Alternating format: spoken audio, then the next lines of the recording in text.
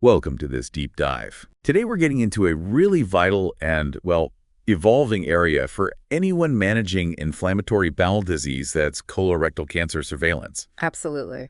We're going to be unpacking the latest British Society of Gastroenterology guidelines. These are quite a big update from the 2010 recommendations, aren't they? They really are. And it's timely because even though we've got much better therapies now for controlling IBD inflammation, the fact remains that the risk of colorectal cancer and sadly dying from it is still higher for our IBD patients. Right. Significantly higher than the general population. What are the numbers again? Around 1.4 to 1.7 times higher. So yeah, these BSG guidelines are pretty essential tools for us to get our surveillance strategies right. Okay, let's dig into how they put these together. This wasn't just a quick refresh, was it? Sounds like the BSG really invested time and effort here. Oh, definitely not a quick job. It was a huge undertaking. They had a multidisciplinary team, IBD specialists, endoscopists, surgeons, nurses, and importantly, patient representatives, too. Good to hear patients were involved. Crucial. And they did systematic reviews of, well, over 7,500 publications. They used the GRADE methodology, really rigorous stuff, to weigh up the evidence and make these recommendations. GRADE helps with clarity on evidence strength, Well, right? exactly. And the whole point was to give clear, evidence-based guidance that's actually practical for us working with IBD patients, within the NHS context. So let's start with the big picture then. What's the current thinking on CRC risk in IBD? And where does surveillance really fit in? Well, like I said, despite better treatments, that increased risk persists, and that really underlines why effective surveillance is so important. There's good Cochrane review evidence supporting colonoscopic surveillance for reducing this risk. Okay, so surveillance definitely helps. Yes, but interestingly, it's not about finding more cancer overall. The data suggests surveillance actually leads to lower overall cancer detection rates. Ah, that seems counterintuitive at first. It does, but the key insight is when we find it.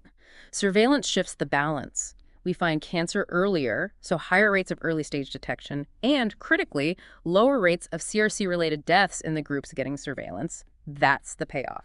Okay, so earlier detection is the main mechanism. That makes sense. But I've also seen concerns about post-colonoscopy colorectal cancers, PCCRCs, being higher in IBD. Yes, that's a really important point, especially when we're thinking about how often to do surveillance. The PCCRC rates do seem higher in IBD compared to sporadic cases, maybe around 6 times higher, according to some data. 6 times. Wow. Why is that? It's likely a few things contributing. It can be genuinely harder to spot subtle dysplasia in an inflamed or scarred colon. There might also be a faster, sort of more aggressive cancer biology sometimes in colitis. And let's be honest, no single colonoscopy is 100% sensitive. Which really highlights the need for quality, but also brings up a practical challenge. Getting patients to actually come for their surveillance scopes regularly, is adherence still a problem? It really is a major hurdle. Patient concordance, sticking to the recommended intervals is often not great. We absolutely need better systems for this. Like what kind of things? Well, proper patient education is key, making sure they truly understand why it's important for them, and then having robust reminder systems, call recall programs, things like that. Interestingly, some evidence suggests bigger centers might do better on concordance. Makes sense. Perhaps more dedicated resources. Possibly. And delayed surveillance is a real issue. It's been linked to a fair chunk of those post-colonoscopy cancers in IBD. Okay, so getting the timing right is critical. When should we actually start thinking about surveillance for an IBD patient? What triggers that first risk assessment? The guideline generally says start the risk assessment process 8 years after their IBD symptoms began. 8 years from symptoms. Okay. But there's a major exception. Patients with primary sclerosing cholangitis, PSC-associated colitis. Ah, yes, PSC colitis. High risk. Very high risk. For them, surveillance should be offered right from when the PSC is diagnosed, even if the colitis hasn't been present for long. Their risk profile is just different. So that 8-year mark isn't absolute. It's more a prompt to start that individual risk assessment. Understood. And conversely, are there IBD patients where we'd say, actually, you don't need this specialist surveillance pathway? Yes, there are. The guidelines are quite clear on this. If someone has Crohn's disease that's genuinely always been limited just to the rectum or only in the small bowel. So very limited extent. Exactly. Or if they have ulcerative colitis that's confirmed endoscopically to be confined just to the rectum tube proctitis. For these groups, the evidence doesn't suggest their risk is much higher than the general population. So for them, just the standard national bowel screening program. Precisely. They should be encouraged to take part in that, just like everyone else their age. Right, that makes sense. Targeting resources. Now, what about the other end? Patients who've been in surveillance maybe for years and everything's always looked fine. Can we ever step down the intensity or even stop? Absolutely. This is a key shift in the guidelines, the emphasis on dynamic risk assessment. It's not a once high risk, always high risk situation anymore. Good. So how does that work practically? We should reassess after every surveillance scope, specifically if a patient has had 2 consecutive good quality colonoscopies. Good prep. Clear views. Exactly. And crucially, no active inflammation seen, either endoscopically or on histology. Then it's reasonable to have a serious discussion about whether they still need, say, annual or 3-yearly scopes. And other reasons to stop. Yes, things like significant comorbidities or increasing frailty, where the risks of the procedure and potential interventions just start to outweigh the benefit of finding an asymptomatic cancer. Or simply age, generally over 75 as mentioned, where life expectancy might limit the benefit. It's always a risk-benefit balance. Makes sense.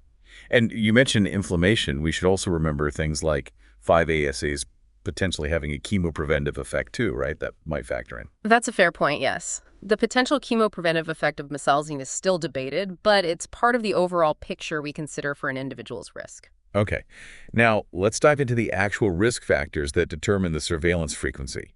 What pushes someone into annual versus 3-yearly versus maybe just population screening plus a check-in? Right, this is where the nuance comes in. So severe active inflammation, if it persists despite our best medical efforts, that's a high-risk flag. We'd be talking about either colectomy or annual surveillance, depending on the full picture. Okay, severe inflammation is a major driver. What else puts someone in that annual surveillance group? Moderate active inflammation also warrants annual checks. Finding any dysplasia, regardless of the grade, having PSC, as we mentioned, or the presence of a colonic stricture. All those point towards annual surveillance. Got it. And the 3-yearly group? That's for patients with things like mild active inflammation or extensive disease. So for UC, that's disease going proximal to the splenic flexure. For Crohn's, it's involving more than half the colon or 3 or more separate segments.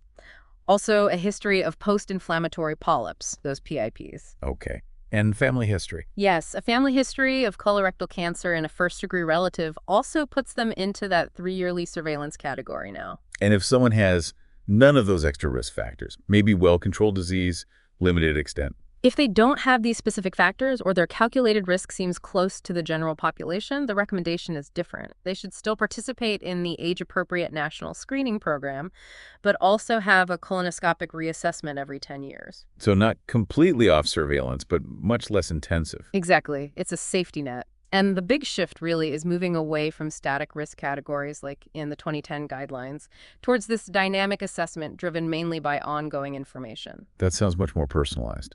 It is. It acknowledges that risk can change.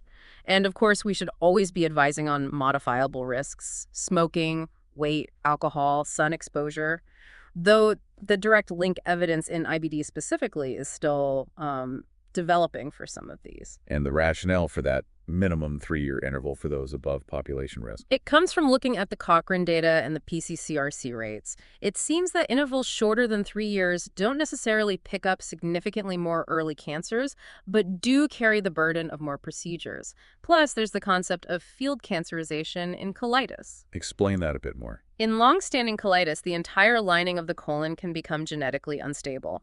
It means dysplasia isn't always just a single polyp. It can pop up in multiple places, sometimes invisibly. That widespread risk justifies more frequent checks than for sporadic polyps. Okay. And the 10-year scope for the lower risk group, why not just rely on FIT testing? That 10-year colonoscopy reassessment is there to catch any evolving risks that non-invasive tests like FIT might miss. Perhaps subtle inflammation creeping back, or other factors changing over that longer period. It's a belt and braces approach for that group. How did they actually decide on these specific intervals? Annual, 3-yearly, 10-yearly? Sounds like drawing lines in the sand. It was quite a complex process, actually. They did what's called a risk thresholding exercise. They looked at the evidence for relative risk and also estimated the absolute 5-year risk of developing advanced colorectal neoplasia, or ACRN. So combining relative and absolute risk. Yes, trying to set cutoffs that balance the potential benefits of surveillance against the harms and resource use. This led them to define these 4 risk cohorts, each linked to a surveillance intensity from population screening up to considering colectomy. But they acknowledge there's uncertainty in those risk estimates. Absolutely. They're very open about the limitations in the data, potential biases in studies. That's why shared decision-making is so critical. We present the guideline recommendation, but we discuss the uncertainties with the patient. Sometimes they had to use expert opinion where the data was really patchy or conflicting. You mentioned family history leading to 3-yearly surveillance. Is that for any first-degree relative? Yes, the current guideline simplifies this. A confirmed CRC in any first-degree relative now points towards 3-yearly surveillance. Previously, there was sometimes a distinction based on the relative's age at diagnosis. Why the change? The thinking was partly tied to concerns about missing Lynch syndrome in families with early-onset cancer. The new guideline tackles that differently. It explicitly says if you have an IBD patient whose first-degree relative got CRC under 50, you should evaluate them for hereditary CRC syndromes following the separate BSG genetics guidelines. So manage potential Lynch syndrome under its own pathway. Exactly. If they do have Lynch or another hereditary syndrome confirmed, they fall under those specific, often more intensive surveillance protocols anyway. Okay, let's switch gears slightly to some specific high-risk scenarios. Perianal fistulizing Crohn's disease, that sounds like a surveillance nightmare. It is incredibly challenging. Patients with this phenotype, which sadly isn't uncommon, have a known increased risk of both anal and rectal cancer. But frustratingly, we don't have clear evidence-based surveillance guidelines specifically for them. So what do we do? The BSG suggests being very vigilant, careful, regular clinical assessment, especially if symptoms change. That often means endoscopy, perhaps MRI imaging, and sometimes examination under anesthesia with biopsies of any suspicious tracts or areas. Early detection is key, even if the absolute risk isn't huge. Right, heightened vigilance is needed. What about finding a colonic stricture during a scope? Does that automatically bump up their surveillance frequency?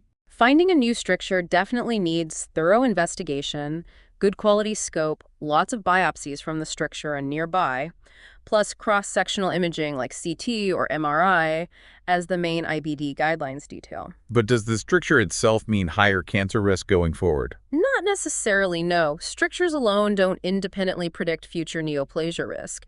You have to rule out dysplasia or cancer within the stricture, of course.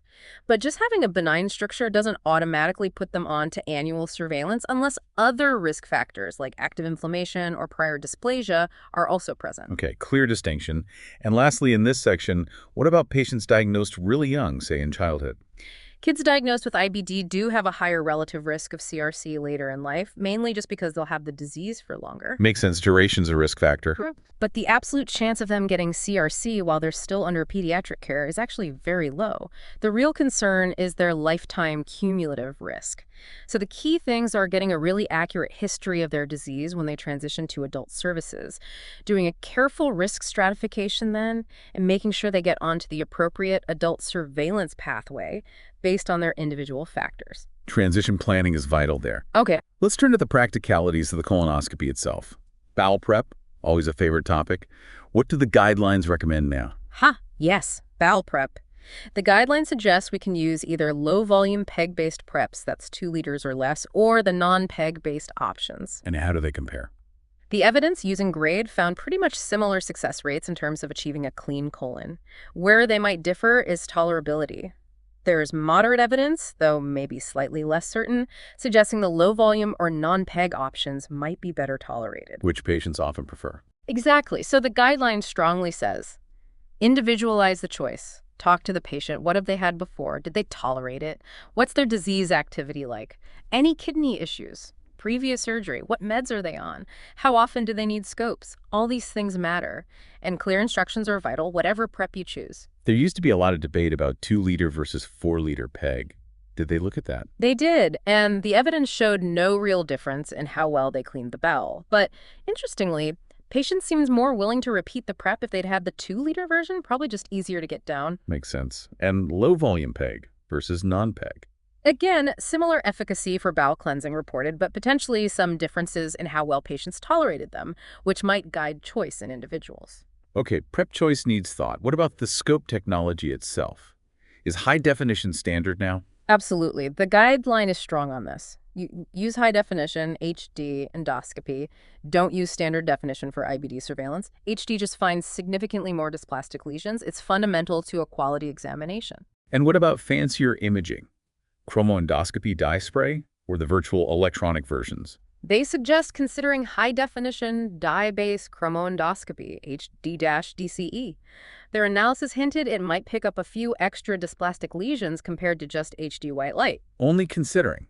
Why not a stronger recommendation? Because the grade certainty for that finding was low. So it's an option, potentially beneficial, but the evidence isn't rock solid.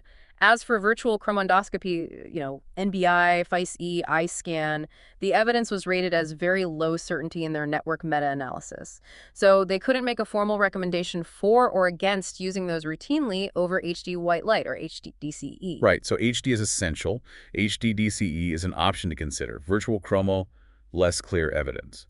Moving to pathology, there's talk about non-conventional dysplasia now. What do we need to know? Yes, this is important. Pathologists need to be aware of and look for these non-conventional types alongside the usual adenomatous kind. To help with accuracy, the guideline recommends double reporting for all dysplasia cases. 2 pairs of eyes are better than 1. Definitely. And it clarifies that serrated lesions without dysplasia should just be managed like sporadic ones. Finding serrated epithelial change, SEC, without dysplasia doesn't mean you need to scope them more often. Okay, and any dysplasia diagnosis needs discussion. Always. Every dysplasia diagnosis, regardless of type, should go to the IBD multidisciplinary team, the MDT, for proper discussion and planning. Pathologists might also use P53 staining sometimes as an extra tool to help tell dysplasia apart from just reactive inflammation, but it's not routine. And again, this links back to that field cancerization idea. Dysplasia can be subtle and widespread. Can you just clarify the significance of those serrated changes again, SEC and SSLs? Sure. Serrated epithelial change, SEC, if found on its own without any visible lesion or dysplasia, its actual importance is still a bit uncertain. It doesn't automatically mean more surveillance right now. But if it has dodgy features? Right. If the SEC is found with dysplasia, or it looks hypermucinous or villiform, that's different. That needs an MDT discussion and usually a repeat scope by an expert. Sessile serrated lesions, SSLs, if they don't have dysplasia, you manage them just like sporadic SSLs, even if they're in the colitis segment. And if you're unsure if there's dysplasia in an SSL? Get a second expert pathology opinion. Crucially, SSLs without dysplasia aren't currently thought of as IBD-specific cancer precursors. Let's talk biopsies.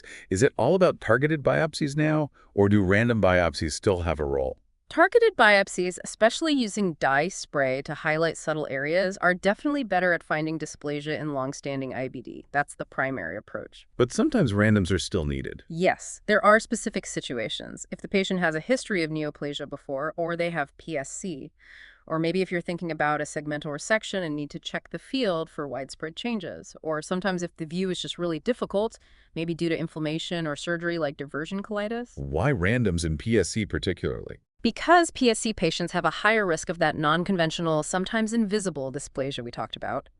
Random biopsies might pick that up when targeted ones miss it. Studies show adding randoms increases the yield in high-risk groups like PSC or previous neoplasia. But it's a lot more work for pathology. It is, absolutely. There are resource implications. But the guideline suggests it would only be needed for a minority of the highest-risk patients, not everyone undergoing surveillance. Okay, so if we do find dysplasia, what's the endoscopic management strategy? First off, if you find a standard adenoma or serrated lesion in a part of the bowel not affected by colitis, you just manage it like any sporadic polyp, follow those guidelines. Simple enough. But if it's in the colitis segment? Then it's different. If it's a clearly visible dysplastic lesion, and it doesn't look obviously invasive, the goal is endoscopic resection, preferably en bloc, meaning in one piece. Why en bloc? It gives the best chance of complete removal and reduces the risk of it coming back. Meta-analysis shows the risk of cancer progression after complete endoscopic resection of dysplasia in IBD is actually quite low. When should we be cautious about trying to resect endoscopically? If the lesion looks suspicious for deeper invasion, maybe it's ulcerated, depressed, has fuzzy edges, you need to be careful, document it well, and definitely discuss it at the MTT. And try not to biopsy these potentially resectable lesions beforehand if you can help it. Why not biopsy first? It can cause scarring underneath, making the subsequent endoscopic resection much harder or even impossible. Good tip. What about bigger or flatter lesions? For larger ones, say 2 centimeters or more, or flat non-polypoid ones, you might need advanced techniques like EMR, endoscopic mucosal resection, or even ESD, endoscopic submucosal dissection, to get them out properly. If you don't have that expertise locally, refer them to a specialist center. And biopsy the edge after resection. Generally discouraged now. taking routine biopsies right next to the resection site. If you're worried about incomplete resection, the better approach is a relook colonoscopy in 3 to 6 months to check the site carefully. Makes sense. But sometimes endoscopic resection isn't enough or isn't possible. When does colectomy come into the picture for dysplasia? Surgery, usually colectomy, is considered when the risk of current or future cancer seems substantial, and endoscopy just isn't suitable or adequate. You have to weigh up that ongoing risk of neoplastic change in the remaining colon. What are the specific triggers for discussing surgery? Things like visible dysplasia that you just can't resect endoscopically. Finding high-risk multifocal or invisible dysplasia. Finding dysplasia alongside other major IBD cancer risk factors, obviously if they actually have invasive cancer already, or if you just can't do effective surveillance for whatever reason. And does the type of dysplasia influence the type of surgery? Often, yes. Invisible dysplasia, or finding multiple separate areas of dysplasia, multifocal, makes it more likely that a more extensive operation like a total proctocolectomy is needed to remove the entire at-risk field. What about just removing a segment of colon, segmental resection? It's done sometimes in practice, but its role for dysplasia in IBD is still a bit controversial according to the guidelines. If it is done, say, for dysplasia or a very early cancer, then careful surveillance of the remaining bowel is essential afterwards. How often? Typically a scope at 3 to 6 months after surgery and then annually for at least 5 years. Are there any biomarkers emerging that might help us stratify risk even further after finding dysplasia? Well, there's growing interest in looking at aneuploidy abnormalities and chromosome number within the dysplastic tissue. It might help predict future cancer risk. But is it ready for prime time? Not yet, according to the guidelines. There isn't a really robust, validated technique that we can easily use in routine clinical practice right now. It highlights the limitations we still face with standard histology, observer variability and sampling error. Okay, so mostly still relying on histology and endoscopic appearance. The guideline gives really detailed follow-up plans depending on the type of dysplasia found visible, invisible, or indefinite. Can you walk us through the main points? Sure. Let's break it down. For visible dysplasia that's been resected, if it was high-grade or low-grade, but with high-risk features like being large, flat, or removed piecemeal, then you need a follow-up scope in 3 to 6 months. If that's clear, then it's annual surveillance for 5 years. Okay, and invisible dysplasia. That's dysplasia found only on random biopsies, right? Exactly. No visible lesion seen. The first step here is crucial. Repeat the colonoscopy within 3 to 6 months using high-definition chromoendoscopy and do thorough mapping biopsies. This needs to be done by an endoscopist really experienced in IBD surveillance to be absolutely sure there isn't a subtle visible lesion missed the first time. And then follow-up depends on that result. Yes. If that repeat scope still doesn't find a visible lesion and maybe doesn't even confirm the low-grade dysplasia, LGD, you might repeat again in 3 to 6 months, then go to annual surveillance for 5 years. But if low-grade invisible dysplasia is confirmed, you generally manage it like multifocal dysplasia. And if you find high-grade invisible dysplasia or definite multifocal low-grade invisible dysplasia that's serious, you need to strongly consider urgent proctocolectomy. Right, high risk there. What about when the path report comes back indefinite for dysplasia, that gray area? Yeah, the indefinite category. First, get a second expert GI pathologist to review the slides. Second, make sure the patient's IBD medication is optimized to get inflammation under control, as inflammation can mimic dysplasia. Then, repeat the colonoscopy with targeted and mapping biopsies within 3 to 6 months. And if it's still indefinite? If it remains indefinite, but the inflammation is now well controlled, annual surveillance might be considered.